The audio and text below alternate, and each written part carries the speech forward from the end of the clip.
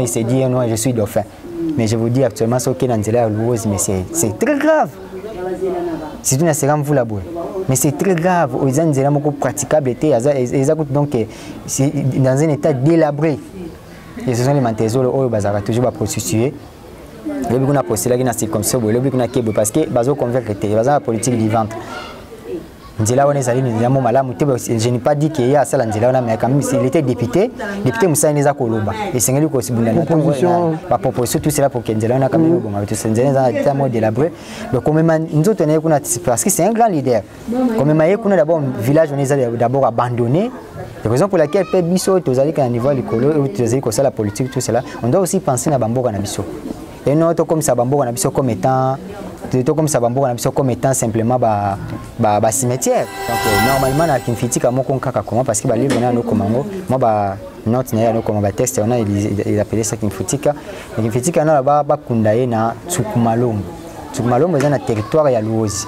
Le territoire à Louozi, c'est un village natal. Le village natal, c'est un Bankundu Matili Koloana. Le village natal, c'est un Bangomba entre. Surtout qui na Sebo na Congo Brazzaville les amazons na kata Congo des places pe maman les a enterré maman les a enterré singa ba enterré pembe na nwana ya maman na alors vie état délabré yango toujours ce sont des gens qui sentent activité mo basa na qui sentent boye je me rappelle bien entre na ba main ou bien na ba avril boye je l'ai vu n'est pas sorti de sa voiture mais la mutuka n'était population qui vraiment belé mais la mutuka n'était. Je me suis dit, comme je connais cet homme, il est actif, il est malade. Mais beaucoup de gens me disent non, on a des spéculations, tout ce que tu dis là. Donc, moi je savais déjà que c'est un problème, quand il y avait des problèmes, on a regardé silence, je savais déjà qu'il y avait des problèmes. Mais bon, nous toujours, je lis, je vois comment ça a été mené, je regarde comment Kaka tout cela va. Tout à l'époque, cela veut dire que qui d'abord est-ce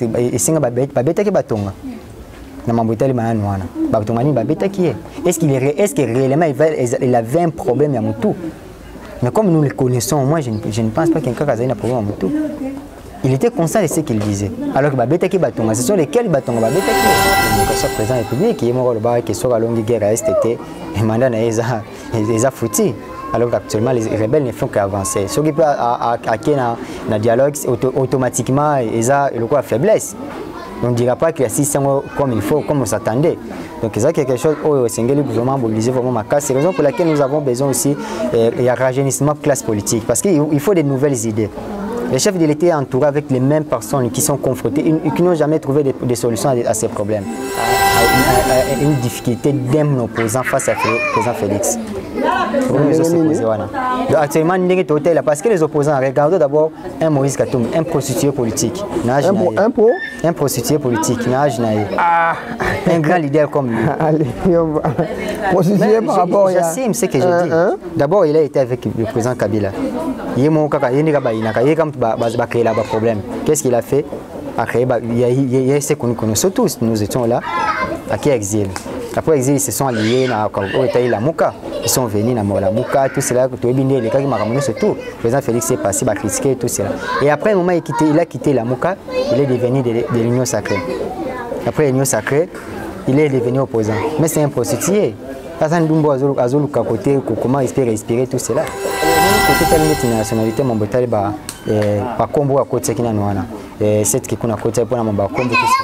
Je me rappelle bien cette question est réglée. Tout est un accord de la famille congolaise. Tout est un article 57.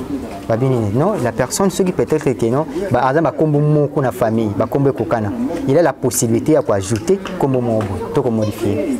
Article 57, il y a code de la famille congolaise. Peut-être mais c'est cette qui attend qui a porté dans bon, c'est comprendre donc il a trouvé peut-être que moi au cas où comment il peut porter à cause de la moi calme au côté président Félix, mais il a quand même c'est quelqu'un qui s'est fait chercher moi santé politique hein. alors comment santé politique mais il rate toujours les occasions les gens toi Diembe la Moïse Katumbi toujours pour moi qu'on sait faire moi santé politique moi boy ma belle le père de mère et on non c'est pas quelque part au moins parce que au moins a sauvé Congo pour ma guerre ba est vous savez que lui-même a la double nationalité il y a binational azana nationalité américaine ninga zawana même malgré qu'il est d'origine congolaise mais azana nationalité américaine azwa nationalité américaine ninga zala moi sina alekana batela loba yango donc c'est même pas quelqu'un où est redevable ou quoi parce que même cette question est déjà réglée par la constitution so tel na constitution babini na loi na pour na juridique babina loi ya jus sanguinis et jus solis babi la nationalité congolaise est d'acquisition et la nationalité congolaise est d'acquisition et d'origine. La nationalité congolaise est d'origine et d'acquisition. La loi la nationalité gis sanguinis et gis solis. Donc tu peux être de Congolais d'origine, tout comme encore tout comme nous t'avons pas appelé Bouya, tu peux nationalité congolaise. C'est une question qui est déjà réglée dans la constitution. Merci Nabayenio Soyo, ma messana Kolanda. Un grand merci Nabayenio Soyo Bapona. Info plus comme chaîne YouTube Nabango. Merci Nabino. Merci Nabino. Bayenio Soyo Bapona. Info plus comme chaîne YouTube Nabino. Bo s'abonner vraiment. Bo banda s'abonner. Namoni vraiment que abonner Barazo Mata malgré que tous alaka vraiment actif nan tenenge tous alaka. Mais quand même un grand merci Nabino. Grand merci Nabino. Vraiment namoni que abonner Bozo Matali Susu. Bo Matali Susu. Il y a malamu nazo senga bino pour musana ekele malamu tango yotali tindela pe moninga au commenter pe bayangai o bazala kaona merci à mon papa mon DG Lukman Modingumba numéro izaka moko na district ya Lukunga 952 Lukman Modingumba ya babimboli agence Bademo Versi Jolie Mabeka Mokontaren, Rachid Nyongwa, Jobo Kebokata, Marius Matembel, Kaloji Konde, Tozobeta Masolo, Torobeta Leno Masolo, il y a actualité politique, pour Tobeta politique, Tobeta rapé musique, Tolo Belanano, processus électoral, Nengenini Mboka Ezotambola, par rapport à ma ponamio Ezo, Poussana Mokie.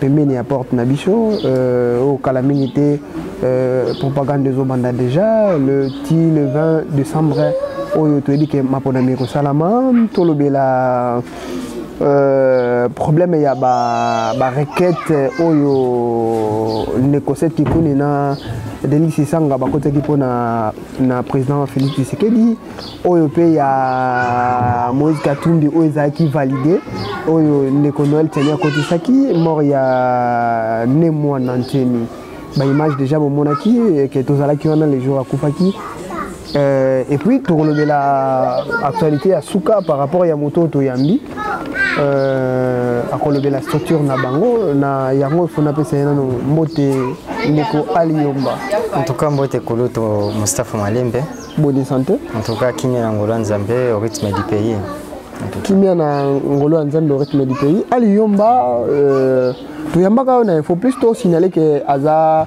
Mopayate, déjà les cas d'info plus na que non il y avait des gens au Babenga Kinga na gardé Bakombo na bango moko vraiment à féliciter qui par rapport il y a intervention d'ailleurs il y a émission tout ça là à féliciter qui vraiment moi Makashi un mot bakolanda les sous l'info plus. En tout cas, merci beaucoup. Je vais débuter par remercier d'abord abonnez-nous sur Info Plus. Et puis, on peut sa salutation et délai na bakongo ma nyonso bakolanda bisika nyonso. Et na membres nyonso ya l'Afrique en commençant par notre initiateur son excellence Frère Issa Kabouya, notre coordinateur Ibrahim Teka, tout le monde en tout cas tous pour notre service à la nation. En tant que gens qui nous sommes censés bosser et puis comme maquiller dans ma casse, c'est quand même tout marqué histoire et à époque même ça. L'Afrique, tout le monde qui est l'Afrique, tout le monde a souka. Batebele balinga rabaye l'Afrique lingo lobanini. L'Afrique est sigle. Les amis de Floyd Issa Kabouya, les alliés Asbel, pour écrémer le 2 février 2023. Oui. Non, Yosa étant que communicateur. Et je suis le communicateur, le secrétaire national en charge de la communication dans ASBL Afrique. Aliomba, signalons aussi que tu es panafricaniste. Évidemment. On est là, en tant qu'un Africain conscient de la politique internationale, panafricanisme est causé en terre. Nous sommes presque des fruits, pour les autres dans l'idéologie, il y a Thomas Sankara, il y a Kwame Nkrumah, il y a l'idéologie, il y a Kadhafi, il y a Lumumba, il y a Mfumu Kimbangu, tout cela. Nous sommes vraiment panafricains. Merci to kota na vive actualité na biso ndé na lobaki déjà na annonce na ngai à quelques jours il y a propagande ya élection d'ici là ba propagande des obanda déjà un mot na yo par rapport ya matali élection. Oui, pour ebi na mboka nyonso oyo démocratie evandi malgré je ne dirais pas 100% mais quand même nous sommes un pays démocrate. Donc na pays nyonso oyo démocratie evandi pour été tout sangana donc dans conférence tout cela nous sommes décidés les pays nos vieux parce que nous n'étions pas là enfin nous sommes décidé que non au lieu qu'on pouvoir to sengeli souté ko na ko pouvoir sengeli souté ko boma batu to ko na ba rébellion mambo belé ils se sont décidés pour na ko pouvoir to les kana mapunomi bien moni na 2006 ils ont mapuna mi aliboso auto s'est décidé que non ils a souhaité pouvoir parce que sotal na derrière à part Kassavobo le pouvoir ils a toujours quelque chose il faut maquiller tanga tout cela à travers l'élection nous sommes quand même censés au mboka quand même mais ça le moins évolution nango école quand même actuellement nous partons par la voie des élections donc en tant que tout congolais tout peuple congolais au yazali na azana pour ça servir mboka naé nous sommes décidés à coller na ba au itali maponomi donc parce que d'ailleurs, quand on a banane, ils ont quitté la élection passée, les municipaux, ils ont quitté l'élection municipale. Donc actuellement déjà, nous avons quand même la facilité, tout le monde a que nos évolutions quand même nous qui est malgré pas 100%. Évolution qui est malé, mais question moi batubazo mituna étant que yo va caper dans secteur politique, bamsou bazo est-ce que vraiment il y aura des élections? C'est leur analyse. Bon, pour dire qu'il y aura des élections, il faut que tu aies d'abord stricti à CENI. Est-ce que je peux demander à la question à ces personnes-là? Et là, on est aux ans pour l'élection. Parce qu'en regardant tout simplement la CENI, tout est déjà bon. Par rapport, il y a un discours, il y a un président, il y a un cannabis année où il y a une élection, mais les autres malamou, sortie médiatique, il y a John Numbi,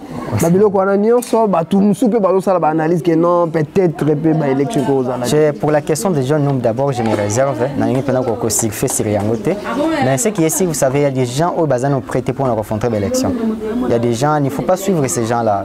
L'élection, j'ai tant aussi les gens dire que non, l'élection, pourquoi tout simplement, l'élection là que Marambutoko, Mamoudabo et Bongite, tous ces doivent comprendre que nous sommes décidés pour pouvoir être à la carte successive. Après, Oyo, tu votes le sous-monsieur, tu votes le sous-monsieur. L'élection est allée parce que tout à d'abord par rapport à ces lignes structurées, comme nous surtout les alliés de Malamou. Donc, ce sont des gens qui ont prêté pour nous confronter l'élection, qui disent que non, l'élection est ratée. Parce qu'actuellement, ni les amis de source actuellement. L'équipe, nous avons présent c'est Nicolas Théawa. Tu comprends ça, moi qui est va bien en 5 minutes. Matériaux, on a déjà vidéo matériaux, on a un aéroport, on a comment? On aura des élections, Donc l'élection déjà, certes, il y aura des élections. Donc ce n'est même pas une question. Nous sommes qu'il n'y aura pas des élections. Ce sont des gens qui vont s'abstenir pour la raison ils savent pourquoi ils se sont abstenus. Parce que vous comprenez aussi, le peuple congolais a eu quand même moins maturité. Le peuple congolais quand même a eu moins maturité. Moi, ma maturité, et puis ça est en sorte qu'actuellement, pour combattre la campagne, il y a beaucoup de gens qui étaient là. Ils ont une confiance à PPT.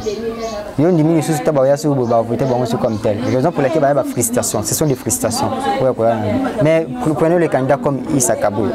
Mais c'est quelqu'un qui donc déjà Kaboul, déjà les gens, ce sont les gens d'Engalima qui se sont mobilisés pour porter candidature. Donc il y a des personnes qui ont prêté à affronter l'élection. Ce sont des gens qui disent qu'il n'y aura pas des élections. Mais la news, dans la structuration, il y a au monde. Ça se voit clairement, il y aura des élections. Déjà, le 19 décembre, il y aura la propagande. Le 19 novembre plutôt. Novembre, il y aura la propagande. Le 20 décembre, il y aura les élections. Le calendrier, surtout qu'est-ce qui manque encore? Il faut le côté où on a boya qui mène des fallo ailleurs, tu es bien routine ailleurs, tu es bien qu'il y a boya comme machine à voter. Vous comprenez les opposants, c'est tout simplement comme ça. Bah élection là, mais analyse par rapport il y a toujours une élection. Mais côté il y a SG réseau continuer kaka du jour au lendemain makamozo za la kaka tout qui fait lisola wazalendo vraiment aux hommes on a que non quelque part biso koto toujours fêté bande ko na biso kuna bazo lela yango peut-être ba lo ba keno ba élection et ko ça ezala nango te on est koluto o tu poser une question moko boza très pertinente et à laquelle j'aimerais d'ailleurs se reposer quand même évaluer du fait que les questions sont tellement majeures que les Congolais ne sont pas vraiment censés ou analyse. Donc concernant la guerre à Est, il faut d'abord comprendre qu'il y a facette. Moi je ne comprends pas le gouvernement. Je me rappelle bien j'étais en GD, j'ai salué aussi mon prof Muntu Betou, Ibrahim Muntu, qui nous a appris la philosophie, il nous a dit on combat l'idée par l'idée. Sur les communications actuellement, il y a M23, qu'est-ce qu'ils disent? C'est l'extermination. Il y a peuple Tutsi congolais. Donc, et comme guerre médiatique, connotation n'a pas changé. Facette n'a pas changé. Mais du côté gouvernement, je ne sens pas toujours. Et moi, on a le mot pour combattre par idée. C'est tout un problème parce qu'actuellement, vous savez, les Kouloutou, mais on va se battre par rapport à par exemple on va se battre par rapport à Sylvie Nangai parce que ces jeunes là M23 allaient mobiliser. Ces jeunes là M23 allaient mobiliser, ce sont des jeunes oyo message que non vous vous battez pour votre Sylvie parce que les peuples congolais, tout le gouvernement congolais pour ça exterminer même le peuple tout. C'est une communication, c'est une idéologie et pour ça les idéologies vont combattre dans ma société. Parce que même aux enfants, c'est quoi Palestine, Israël a maîtrisé après des siècles ou bien après des années, ils vont finir par se révolter. C'est la guerre. Le gouvernement congolais a la communication, parce que ces gens-là sont utilisés, ils manipuler les éléments de M23. On va faire croire que non, on va vous faire exterminer vous le Tutsi congolais. Par rapport à l'histoire, on a ndeko honorable Thomas Louaka. Apparemment, il y avait aussi des Tutsi congolais. À l'époque, même avant l'indépendance, il y avait aussi des peuples Tutsi dans le nouveau côté à Kivu. Donc, le gouvernement a étudié le Kouana Makasi, puis il a combattre le Kouana par l'idée et non par la force physique. D'abord, il faut communication d'abord à l'été à ma casse. Il faut communication pour faire évaluer le Kouana. Parce qu'actuellement, concernant la guerre, ils ont les autres troublés ma casse. Parce que vous savez, nous avons beaucoup plus de motos, nous avons toujours l'ito et nous avons communication M23. Le major Willingo, nous avons ma casse. Nous avons côté gouvernement. Parce qu'actuellement, nous disons combien si je ne m'abuse pas, ils ont entre 10 ou 20 km à Goma. Alors que c'est déjà dangereux. Tant que nous niveau na niveau ya Kibumba wana surtout 20 km à Goma, cela veut dire qu'ils avancent. Donc, le gouvernement Sengeli a l'andila makamona malamu parce que ils ont vraiment dans la communication président de la République qui est mort là-bas qui soit à longue guerre à STT et mandat ils a foutu. Alors qu'actuellement, les rebelles ne font qu'avancer. Ce qui peut acquérir dans le dialogue, automatiquement, ils ont la faiblesse. On ne dira pas qu'il y a 600 comme il faut, comme on s'attendait. Donc, c'est quelque chose où le gouvernement mobilisé vraiment ma casse. C'est la raison pour laquelle nous avons besoin aussi d'un rajeunissement de classe politique. Parce qu'il faut des nouvelles idées. Les chefs de l'État sont entourés avec les mêmes personnes qui sont confrontées et qui n'ont jamais trouvé des solutions à ces problèmes. Il faut essayer de tête de la fleur de Sakabouya pour couper ces idées pour apporter un plus dans la situation.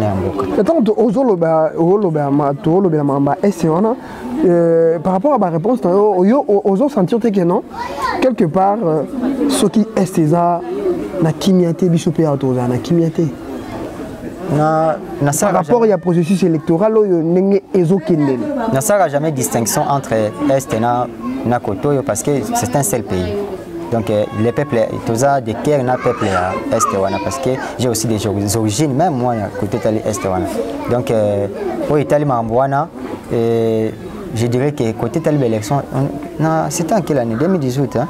Beni, c'était Beni 2018. Oui, ça peut arriver aussi, mais on va aller aux élections parce que c'est une réalité quoi arrêter mon processus. On va aller aux élections. Peut-être des élections parce qu'il y a des élections et c'est en sorte qu'il y a porté changement. Et porter la tête moussous. Tant que vous portez la tête moussous, d'office aussi les bonnes idées. Les idées moussous zoya comme vous t'en par exemple, pour la toujours dans cadre on a rajouté la classe politique. Toujours le processus électoral, na kati ya makambo yango ndenge ezokendele candidat présidentiel tango bakendaki ko postuler. Il y avait des requêtes et kotaki cette qui kuna kotaki pour excusez, il y a président il y a cette qui kuna kotaki pour na invalidation pour la président Félix et puis na Délice Sanga apparemment analyse na yo to kende et puis Nego Noël Tiani a kotaki pour na Moïse Katumbi.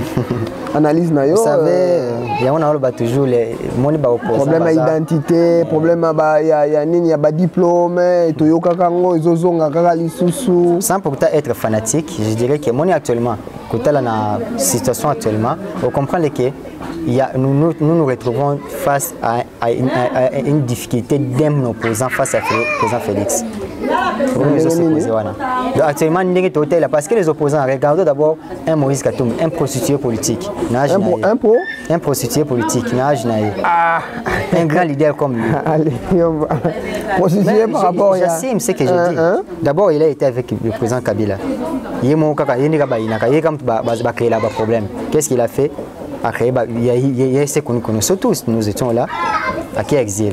Après l'exil, ils se sont alliés à la Mouka. Ils sont venus à la Mouka, tout cela, les cas qui m'ont ramené sur tout. Le président Félix est passé, il a critiqué tout cela. Et après un moment, il a quitté la Mouka, il est devenu de l'Union sacrée. Après l'Union sacrée, il est devenu opposant. Mais c'est un prostitué. Comment il peut respirer tout cela? Est-ce qu'il est vraiment irrédevable devant un peuple comme ça? Mais malgré qu'on a une validation, mais il va valider qui est déjà. Oui, évidemment, Azaki va valider parce que il y a une question telle congolité, ce n'est pas qu'il a déjà sanctionné. C'est quelqu'un qui sera déjà sanctionné. Le peuple est conscient, il ne faut pas voter pour le candidat. Raison pour laquelle nous avons un problème, il y a opposition. Nous n'avons pas vraiment de candidats pour faire face vraiment à président Félix actuellement. C'est sans pourtant être fanatique, je l'ai dit. Ça se voit clairement. Donc parce que tout le monde doit réfléchir. Il y a des membres qui ont président Fayoulou, il y a des membres qui Moïse Katumbi. Ce ne sont pas des gens qu'on peut faire confiance. Cette Kikouni, Délice Sanga, je l'apprécie quand même parce que c'est un jeune qui mais malgré tout surtout sur la gestion, il a toujours ça, il a toujours plus intelligent, tout cela on ne sait pas encore, mais c'est un jeune qui a apprécié ma casse. Côté la Mambetale, au moins côté de la nationalité, Mambetale, par combo à côté cette qui qu'on a côté pour la combo. Je me rappelle bien cette question est réglée, tout est un accord de la famille congolaise. Tout est un article 57. Non, la personne, ceux qui peut-être que non, la famille, il a la possibilité d'ajouter comme modifier. Article 57, il y a le code de la famille congolaise. Peut-être mais c'est cette qu'on attend qui a pour tenir bon, c'est ce qu'on comprend donc il a trouvé peut-être que moi occasionnement comment il peut porter à cause de la moi calme au côté président Félix mais il a quand même raté l'occasion parce que les aéros comment ils en ont et na télécommuniqué c'est pas longtemps là ils sont recevables recevoir que tu as mais jugement infondé. Il y a Délice Sanga. Il y a cette qui connaît. Il y a Délice Sanga. On a vu qu'il côté qui vraiment recevoir qu'ils il y a cette qui connaît. Recevoir on va juger infondé.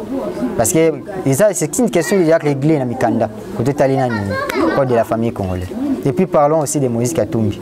Cette question bon, c'est vous savez mais c'est le monsieur Noël Chani, c'est quelqu'un qui s'est fait chercher moi santé politique hein.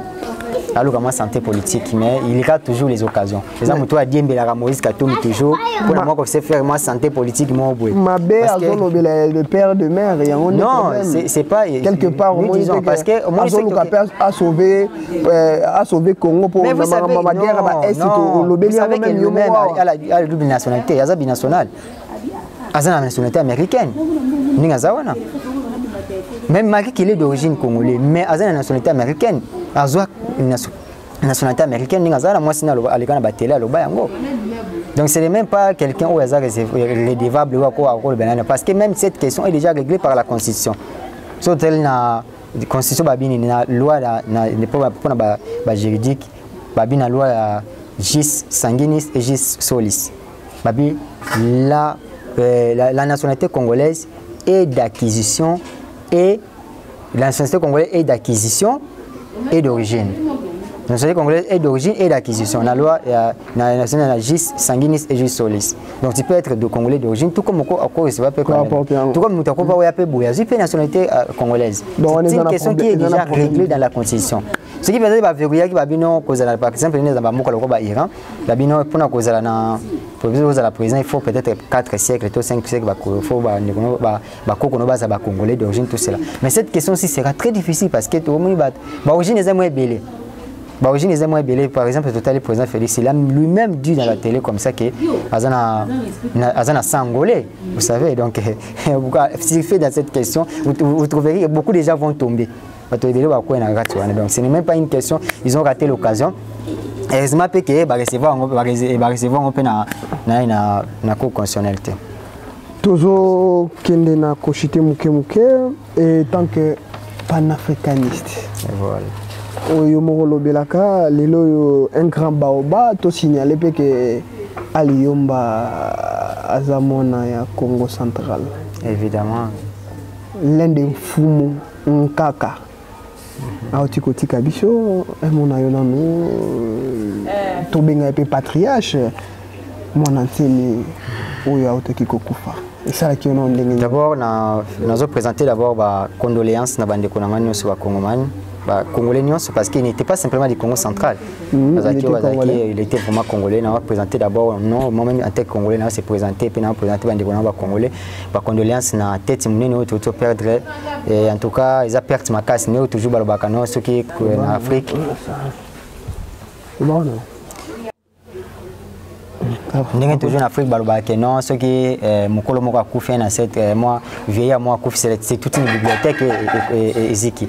Donc, quand il y a un cas que ça lui se passe ma casse vraiment. Donc, il y a des choses à dire là-dedans. Il y a vraiment belé.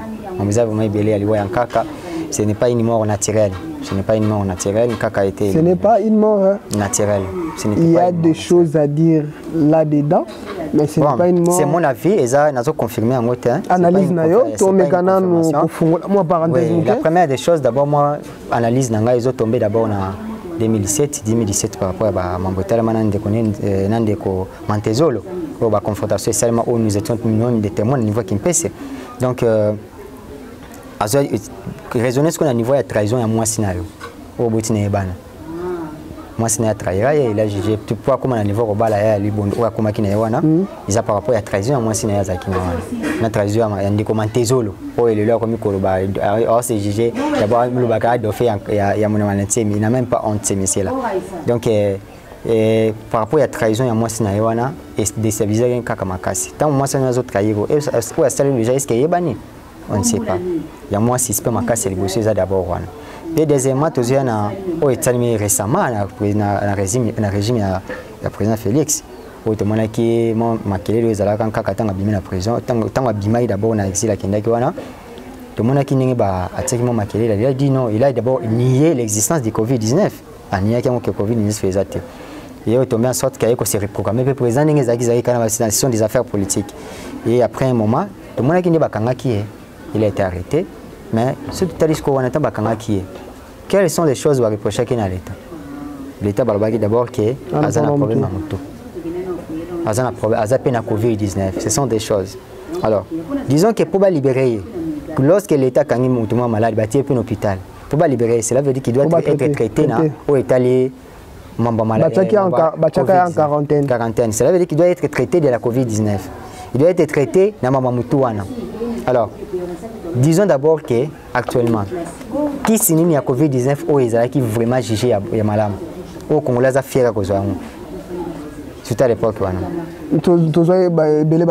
Cela veut dire que qui d'abord est-ce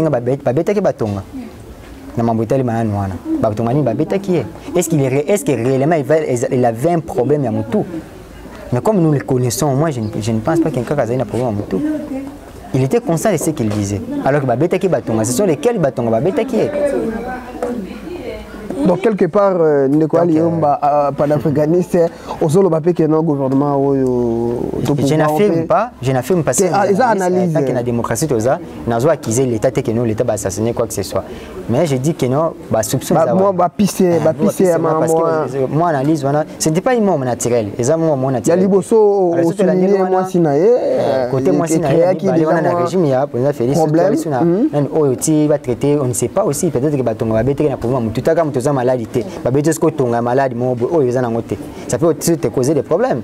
Moi je le disais déjà depuis longtemps quand on a commencé à entrer dans Kenya mon matin, je l'ai dit là-bas na bin kaka malade nando lo bango ni manati malade par quoi activité basala qui na Kisantu activité mo basala na Kisantu boye je me rappelle bien entre na ba main ou bien na ba avril boye je l'ai vu n'est pas sorti de sa voiture mais la mutuka n'était population qui vraiment belé mais la mutuka n'était. Je me suis dit, comme je connais cet homme, il est actif, il est malade.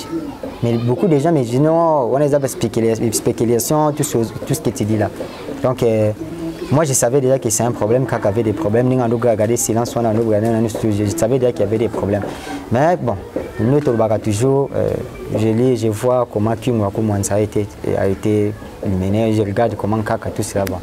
Ce sont des problèmes où nous reverrons. Les politiques, petit à petit, nous verrons comment la vérité est Makaka. À ta vérité, bon, la vérité va bon, on dit quoi lumière. À tout bon, on est souka ils assurent la place Edma toujours. Merci Kobima toujours. Quand on a liwa na yona pour toujours que rochité, tout qui que Atika Testament que il faut bakunde nanda kunae oyo gouverneur de la ville à Kenaki Kota là place Ango déjà pour bakundaye. Est-ce que ils ont malam ko kundaye na tout ça espace on a tout bien ils ont ma campagne. Est-ce que on palais royal. Ils ont palais royal mais espace on a bazo vanda nan bazo vanda kawana. Quelque part, ça peut créer aussi des problèmes, ce qui des compositions. Oui, qu'ils appellent paroisse. Ils appellent paroisse, c'est sûr. On en a évité. Donc, analyse non, par rapport à l'Ikambouana. Avant, s'il fait vraiment pour l'Ikambouana, côté Taliba, programme, on a soutenu les Salema. Je vais d'abord partir par rapport à la politique. Parce qu'il y a quelqu'un qui a sali carrière, ma carrière moulaï na politique. Moi personnellement, côté Taliba, côté positif, côté négatif, côté négatif d'abord, je n'avais pas apprécié un cas malgré qu'il est décédé, tout cela, je n'étais pas du tout content de la politique.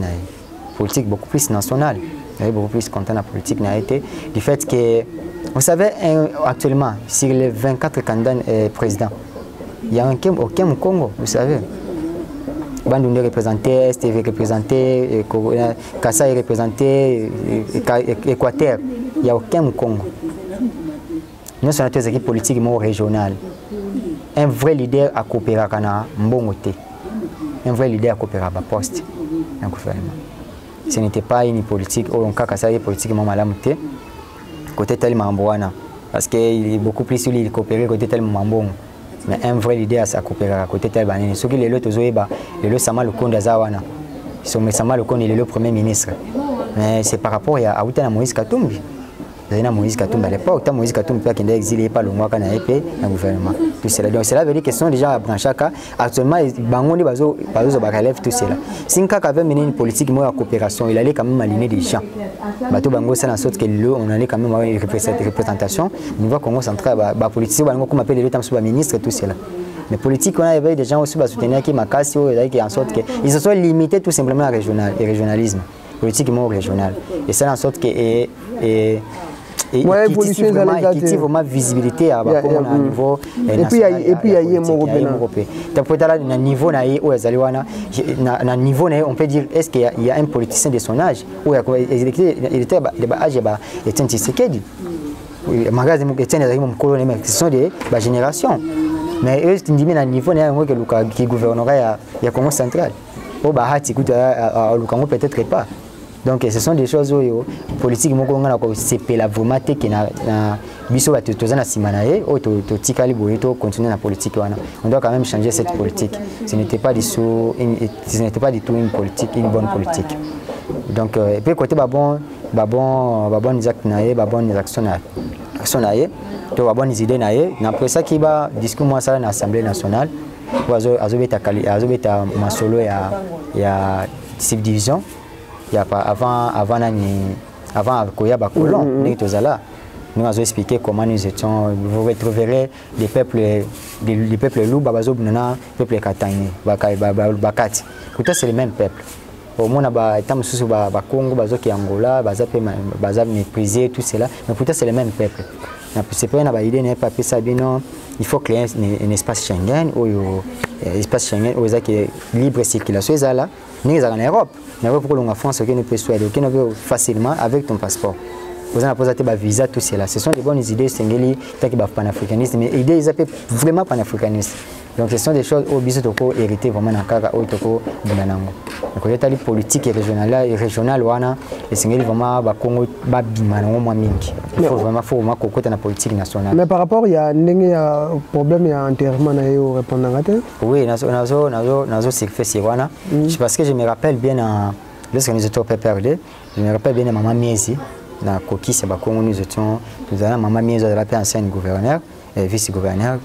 Il nous a dit cela, il nous a beaucoup plus, martelé qu'il faut vraiment intégrer la scène nationale parce que les Congolais sont vraiment reculés de ces côtés-là. Donc c'est quelque chose où ils ont un niveau de tribalisme, mais quand même représentation, même constitution aussi c'est comme ça faiblesse. Il y a d'autres qui disent non, les Congolais sont méprisés, les Congolais sont abandonnés, tout ça. Non, ce n'est pas ça. La politique, ce n'est pas quelque chose qui est né dans le gouvernement. Il y a Wario, au gouvernement Wario, non, il faut représentation de femmes. Les femmes qui ne se battent pas, pour représentation de femmes. Où sommes-nous? Il y a des femmes qui sont détournements comme les hommes. Il n'y a rien. Est-ce que moi, s'il n'y a pas Madame Fifi Massou?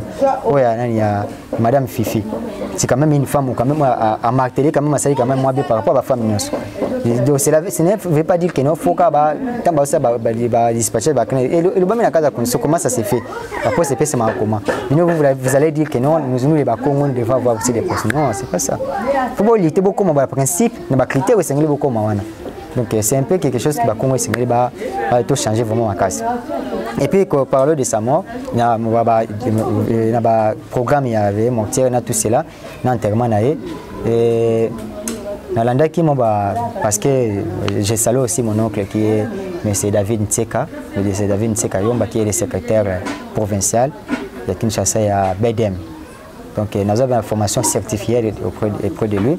Donc normalement na kimfitika moko nkaka comment parce que ba livre na no komango moi ba note na ya no komango ba texte on a il appelait ça kimfitika na ba kundaye na Tsukumalongo c'est un territoire ya Luozi.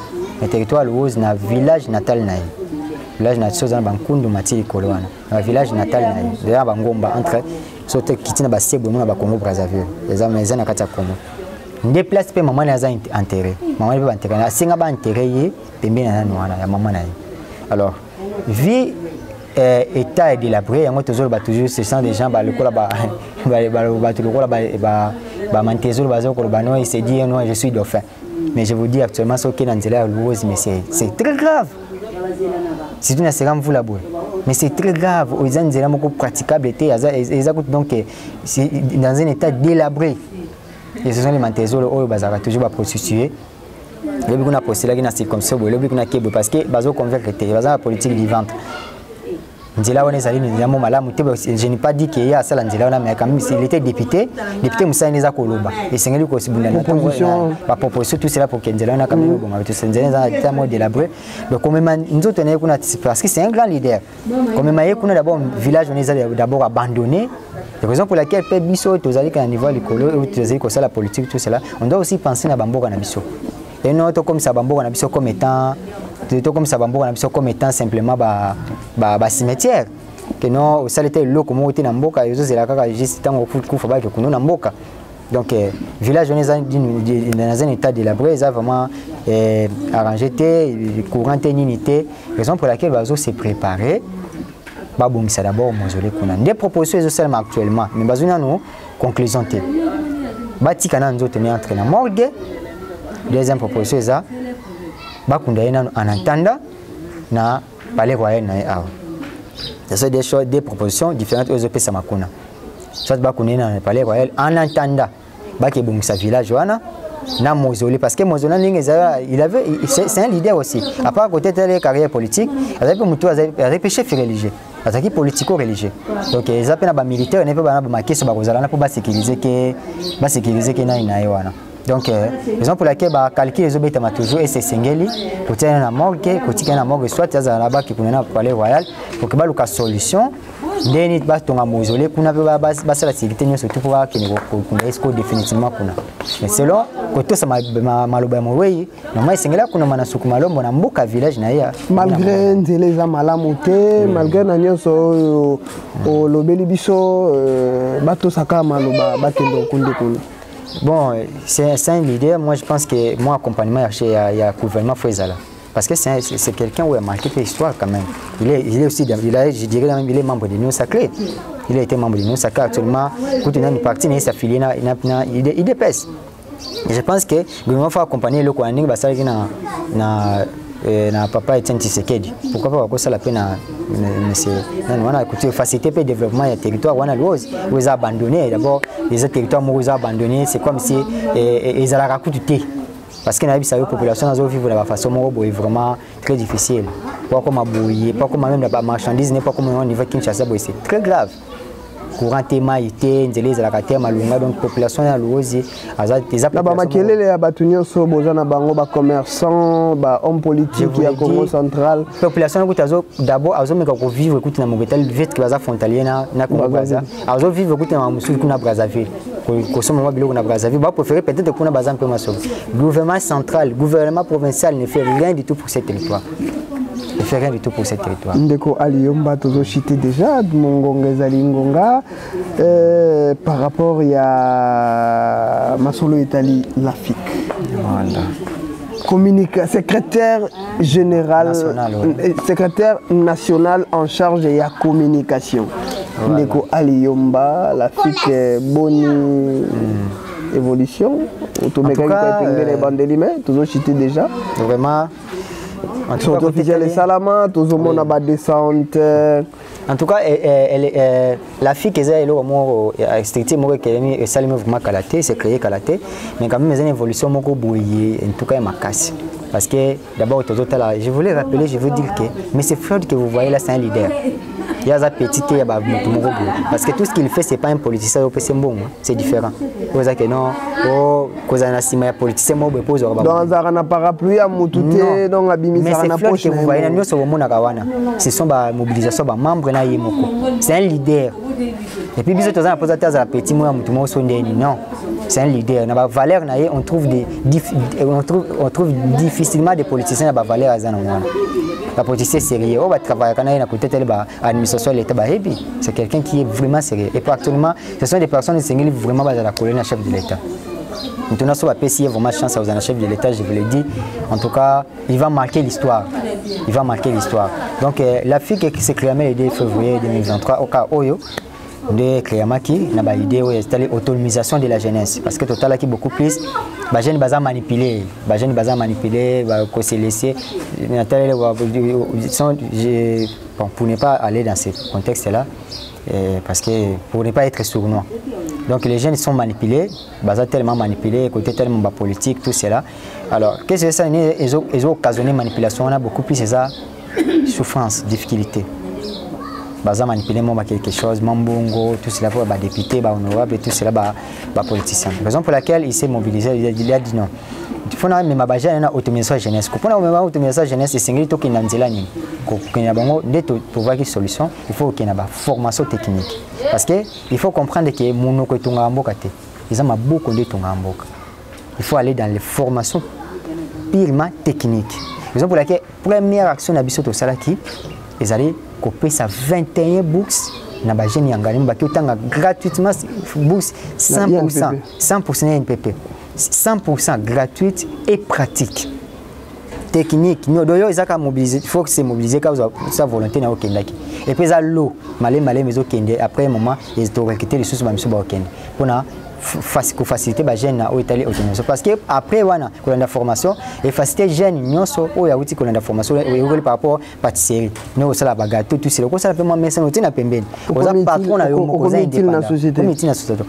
D'abord à travers le temps ko engager derrière moto. Tout le monde a ba wara ba ya kabule. So ba ye batsaka ni moi taba moko abandi ko tumba wana ye moko so tumba lobi na ko mutu mama 30 taba lobi na ko 4 taba autonomisation indépendance financière lobi na ko azui yo congolais ayo kutona ti atie mwana musala okumoti la kai moto okomi ko tambutumbela kai atie pe ba messe ebele lobi na fo obenge patron donc les autres singa biso ko investir neto kenya ba système on a ba ko investir pour ko sunga ba jeune na o itali ba formation pour que tant aussi ça information à cause ma bureautique na ya sali boy et faciliter ba jeune ba se promouvoir parce que tant jeune à travailler kana yi o za simba moi mikena yo ko ça pour na 10 000 francs to 20 000 francs donc faciliter jeunesse moi évolution moi jeunesse mais to bani nangaliema mais toujours que petit à petit on a pour ça tout ça un populisme c'est pas du populisme les gens sont ça pour battre mona bango tout cela donc pendant tous les locaux moi ils appellent bien installé peut-être OK nango commune par commune tout au minimum niveau national côté Congo central qui est partout